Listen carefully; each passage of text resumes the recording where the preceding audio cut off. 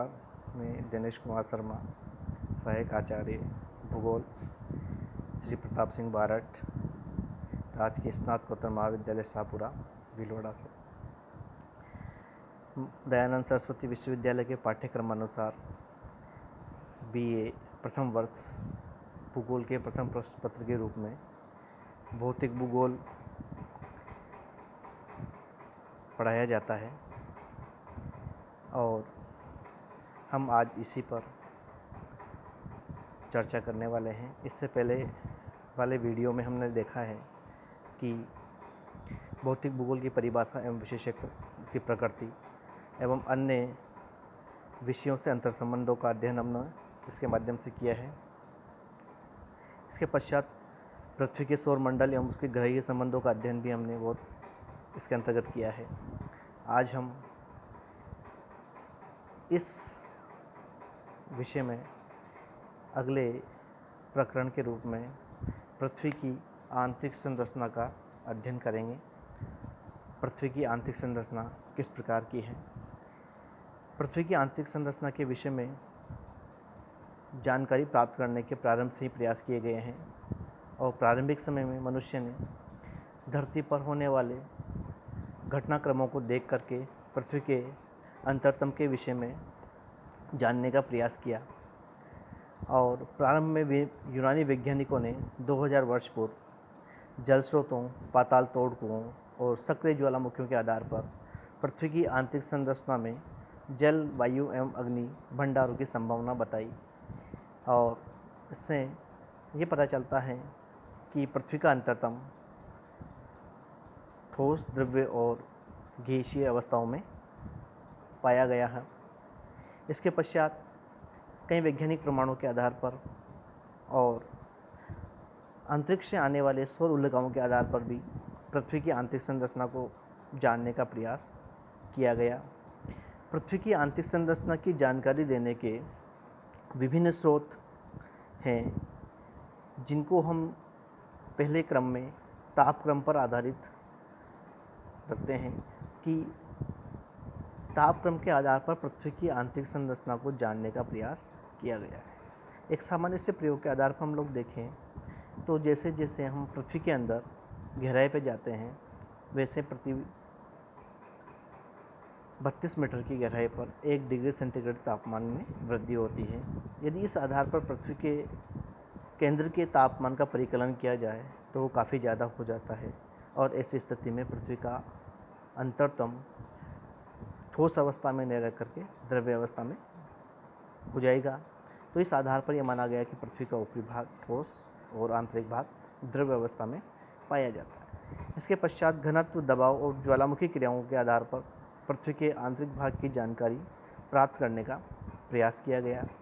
ज्वालामुखी क्रिया के आधार पर जो ज्वालामुखी का लावा विस्फोट के दौरान जो लावा बाहर निकलता है उसमें मोटे कंकड़ पत्थर से लेकर द्रवीकृत लावा और गैस से कई प्रकार की गैसें बाहर निकलती हैं।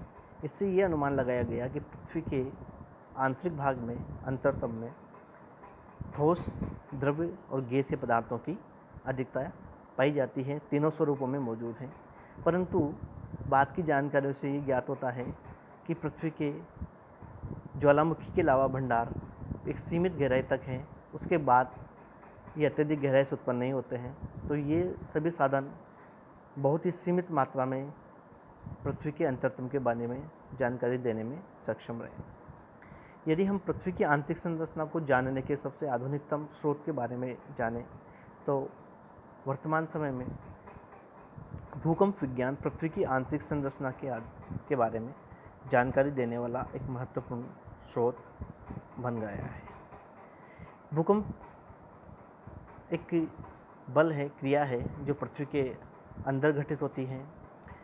भूकंप एक अलग विषय, एक अलग प्रकरण के रूप में है, परंतु यहाँ पर हम भूकंप विज्ञान के आधार पर किस प्रकार से पृथ्वी की आंतरिक संरचना को जान सकते हैं, इस पर हम लोग चर्चा करेंगे। सामान्यतः भूकंप भूगर्भ के अंदर उत्पन्न होने वाले एक बल है जिनके से ऊर्जा के रूप में तरंगों का निस्तारण होता है और ये तरंगे पृथ्वी पर अलग अलग माध्यमों में अलग अलग गति से संचरित होती है। तो सामान्यतः भूकंप से संचरित होने वाली पी, एस और एल तरंगों की पृथ्वी के अंतरतम में गति के आधार पर और उनमें होने वाले गतिक परिवर्तन और अवस्था परिवर्तन के आधार पर पृथ्वी के आंतरिक भाग में की जानकारी प्राप्त करने का प्रयास किया गया। सामान्यतः जब किसी भी क्षेत्र में भूकंप उत्पन्न होता है तो भूकंप से प्रारंभिक रूप से पी वेव्स उत्पन्न होती हैं। ये अत्यधिक तीव्र गति से चलने वाली तरंगें हैं जो ठोस, द्रव्य और गैस तीनों ही अवस्थाओं में होकर के गुजर सकती हैं और इन तरंगों का सीधा आलेखन पृथ्वी के अंदर देखने को मिलता है। परंतु ये तरंगे द्रव्य अवस्था को पार करते वक्त अपने मूल स्वरूप से विचलित हो जाती हैं। वहीं एस तरंगे पृथ्वी के अंदर ठोस पदार्थों से गुजर पाती है और द्रव्य अवस्था में आने पर ये तरंगे उसे पार नहीं कर पाती हैं। धरातलीय तरंगे पृथ्वी की ऊपरी सतह पर चलती हैं। इन तरंगों के आधार पर पृथ्वी की आंतरिक संरचना को जानने और समझने का प्रयास किया गया है। भूकंप विज्ञान पृथ्वी की आंतरिक संरचना के संबंध में एक विस्तृत जानकारी उपलब्ध कराता है। हम देखते हैं कि पृथ्वी की यहाँ पर आंतरिक संरचना को स्पष्ट करने का प्रयास किया गया है, जिसमें ऊपरी भाग क्रस्ट के रूप में है जिसे भूपटल कहते हैं। इसके पश्चात प्रवार आता है जिसके दो भाग हैं, बाह्य प्रवार मेंटल और आंतरिक प्रवार। इसके पश्चात कोर केंद्रीय भाग आता है जिसका बाह्य कोर और आंतरिक कोर इसके भाग हैं। तो यहाँ पर तीन परतें स्पष्ट तौर पर देखी जा सकती है जिसे हम भूपृष्ठ, प्रवार और मेंटल कहते हैं। भूपृष्ठ या क्रस्ट क्या है? क्रस्ट पृथ्वी की ऊपरी सतह पर पाया जाने वाला धरातलीय भाग है जिसे हम भूप्रपट्टी कहते हैं और यह प्रपट्टी सामान्य तौर पे 100 किलोमीटर की गहराई वाले भागों पे पाई जाती है। महाद्वीपीय भागों पर भूप्रपट्टी की मोटाई अधिक होती है और महासागरीय भागों पर इसकी मोटाई कम होती है। सामान्य तौर पे यह सिलिका और मैग्नीशियम जैसे तत्वों पर बनी हुई होती है, जिसमें सिलिका, एल्यूमिनियम और सिलिका मैग्नीशियम जैसे तत्व इस पर पाए जाते हैं। इसके पश्चात पृथ्वी के आंतरिक भाग को भूकंप विज्ञान के आधार पर मेंटल के रूप में बताया गया है जिसे हम लोग प्रवार कहते हैं और यह 100 किलोमीटर से लेकर के 2900 किलोमीटर की गहराई तक के वाले भागों पर यह भाग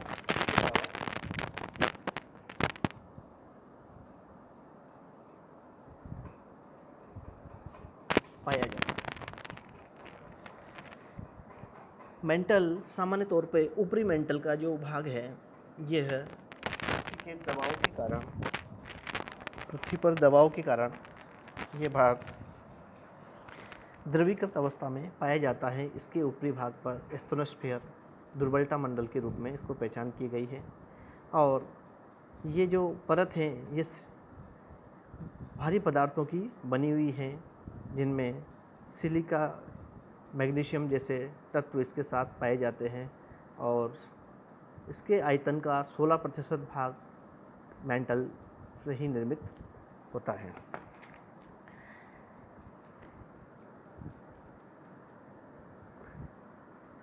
यहाँ पर डायग्राम के माध्यम से आपको पृथ्वी की आंतरिक संरचना को स्पष्ट करने का प्रयास किया गया है, जिसके ऊपरी भाग पर हम लोग क्रस्ट देख रहे हैं और ये क्रस्ट सबसे ऊपरी प्रॉपर्टी है जिसको लिथोस्फीयर भी कहा जाता है।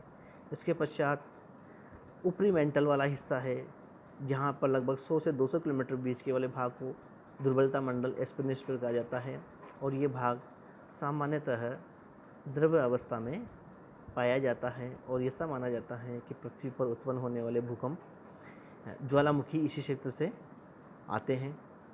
इसके पश्चात लोअर मेंटल इस भाग में स्थित है जो सामान्य तौर पे ठोस ये भाग है। इसके पश्चात आपको आउटर कोर देखने को मिल रहा है जिसे हम लोग बाह्य कोर कहते हैं और यह अत्यधिक भारी पदार्थों से बना हुआ केंद्रीय भाग है जहाँ पर अत्यधिक तापमान के कारण ये भाग द्रव्य अवस्था में पाया जाता है और सामान्य तौर पे यह अत्यधिक भारी पदार्थों से बना हुआ क्षेत्र है। इसके पश्चात केंद्रीय भाग है जिसमें आयरन और मैग्नीशियम जैसे तत्व, फेरस जैसे तत्वों से भाग बना हुआ है और ये पृथ्वी का केंद्रीय भाग है। और लगभग पृथ्वी के कुल घनत्व का 83% भाग इसी केंद्रीय भाग में मिलता है। पृथ्वी की आंतरिक संरचना को जानने के लिए, समझने के लिए कई विद्वानों ने अलग अलग परिकल्पनाएं प्रस्तुत की हैं। इनमें स्वेस की परिकल्पना महत्वपूर्ण है। स्वेस ने 1835 में पृथ्वी के रासायनिक संगठन के आधार पर पृथ्वी की ऊपरी परतदार चट्टानों के नीचे 3 परतों की स्थितियों का उल्लेख किया है, जिसे उन्होंने सियाल, सीमा और निफे नाम दिया है। और इस डायग्राम के आधार पर आप देख सकते हैं कि ऊपरी परत है जिसे हम लोग क्रस्ट कहते हैं। इसके पश्चात इसके नीचे वाली परत सियाल है जो सिलिका और एल्यूमिनियम के पदार्थों से बनी है, अर्थात ये हल्के पदार्थों से निर्मित है। इसका घनत्व कम होता है। इसके पश्चात सीमा है जो सिलिका और मैग्नीशियम से बनी हुई है। इसका घनत्व सियाल के तुलना में अधिक होता है। और निफे हैं जो अत्यधिक भारी पदार्थों से बनी है, जिसमें निकल और फेरस जैसे पदार्थ हैं। इसका घनत्व ऊपर वाली दोनों परतों की तुलना में अधिक होता है। इस तरीके से स्वेस ने पृथ्वी की आंतरिक संरचना को 3 परतों के माध्यम से समझाने का प्रयास किया है। और पृथ्वी के अंदर जो चुंबकीय गुणधर्म पाया जाता है वो इसकी निफे परत की में पाए जाने वाले लौह तत्वों की अधिकता के कारण ये चुंबकीय गुणधर्म इसमें पाया जाता है। पृथ्वी की आंतरिक संरचना के संबंध में और भी कई मत प्रचलित हैं और इनमें एक प्रमुख मत वांडर ग्रांट की परिकल्पना है। और इन्होंने पृथ्वी की आंतरिक संरचना को मुख्य तौर पर 2 बाहरी सियाल प्रॉपर्टी के रूप में और आंतरिक सिलिकेट मेंटल के रूप में विभाजित किया है। अर्थात ऊपरी परत जो है वो कम घनत्व वाली, जिसका घनत्व 2.75 से 2.9 तक होता है। इसकी मोटाई 60 किलोमीटर से लेकर के पाई जाती है, जो महाद्वीप और महासागरों में अलग अलग मिलती है। वहीं आंतरिक सिलिकेट का घनत्व 3 से लेकर के 4.575 तक होता है। इसकी मोटाई 60 से लेकर के 140 किलोमीटर के बीच में पाई जाती है। इस तरीके से पृथ्वी की आंतरिक संरचना 3 परतों में मुख्य रूप से विभाजित है, जिसे पृथ्वी का इंटीरियर कहते हैं, आंतरिक भाग कहते हैं। धन्यवाद।